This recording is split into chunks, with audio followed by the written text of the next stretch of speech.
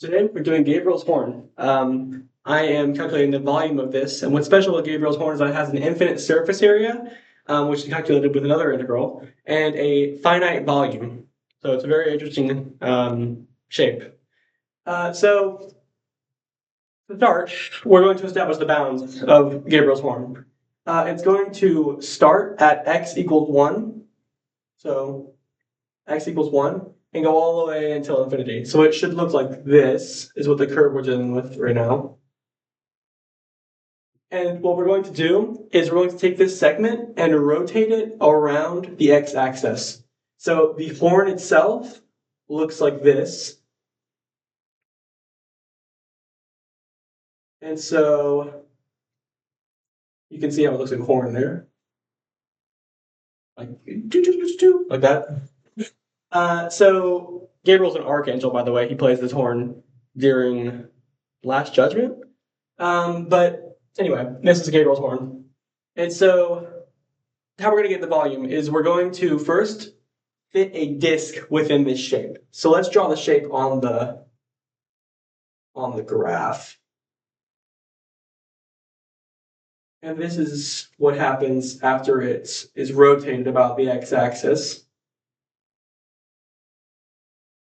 So here's that part. So we have this horn shape. Let's fit a disk into it. And what I mean by that is I will draw a disk, literally, into it, like that. So let's take this disk out. And what we're going to be doing is we're going to be adding up all these disks, and they will be infinitely thin disks. In the same way, to find the volume, in the same way that we add up infinitely thin strips of area to find the area under a curve. We're finding the volume by adding up an infinite amount of disks. Because as you can see, this would be, once you add all these up, it would eventually get here, and then you have all these disks, which is just the volume of the shape. So this disk has some interesting properties. Well, I mean, it's a normal disk for any volume, but it's a weird disk. So the thickness of this disk, delta, equals dx, because you can see that we're almost sliding it in to the disk from the y-axis. It's like we're sliding it down, like we're fitting it in. So then the side of each disk is a change in x, a little change in x. We're sliding it in, and so it's like radius is going to be y, like it's going to be along the y-axis, and so then its thickness must be along the x, because thickness is perpendicular to the radius. So thickness is a little change in x. The radius of this disk is going to, since we're rotating around the x-axis, the radius is going to be y. And by the way, this is y equals 1 over x. And then that's it. So to find the volume of this, just like one single disk, we already know that V equals pi r squared times the thickness of any disk. Oh, why was it say plate? So then V of this disk equals pi times y squared dx. Because the thickness is dx, radius is y, and pi is still there. So we have disk, V disk.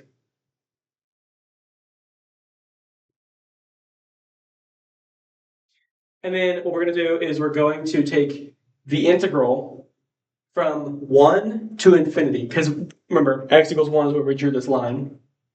So then we're taking the integral of 1 to infinity of pi y squared dx. But first of all, there's two issues with this integral. The first one is that this is in terms of y and we're doing it with respect to x. So y equals 1 over x, we're going to plug that in. And I'm also going to pull the pi out of the integral. So we have pi integral from x equals 1 to x equals infinity of 1 over x squared dx. Second issue is that this is an improper integral. It's ending with infinity, which is not a number, and so you cannot have a bound there because it's not countable. You can't say that another number is greater than or less than infinity. It's not. That's it just doesn't work. And so what we're going to do is a little trick. We're going to say that we're taking the limit as r goes to infinity of pi times the integral of x equals 1 to x equals r. So you see how this will go to infinity, it's just 1 to infinity still, of 1 over x squared dx. So then, I'm going to move this down here. So then, let me reorganize this. We have limit as r goes to infinity of pi times the integral of 1 to r of x to the negative 2, because 1 over x is negative 1, negative 1 squared is negative 2, dx. So this equals limit as r goes to infinity of pi times, and the integral of x to the power of negative 2 is just going to be power rule. And so it's going to be negative x to the negative 1 from 1 to r, which equals, still remember, right? Okay, good. The limit as r goes to infinity of negative pi, I pulled out the negative here to make this easier on myself, of 1 over r minus 1 over 1. So then, as r goes to infinity, this will be 1 over r. And so 1 over infinity is 0. And so this term cancels out. So then that leaves us with negative pi times 0 minus 1. The negatives cancel, and pi times 1 is just pi. Isn't that interesting that something that is infinitely long has a finite volume? Weird. I'm not an educator, obviously. I'm in calculus in college, but I just this was cool and I wanted to show everyone.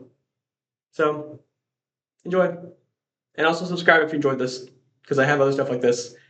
I have other stuff like anything. I post a lot of things.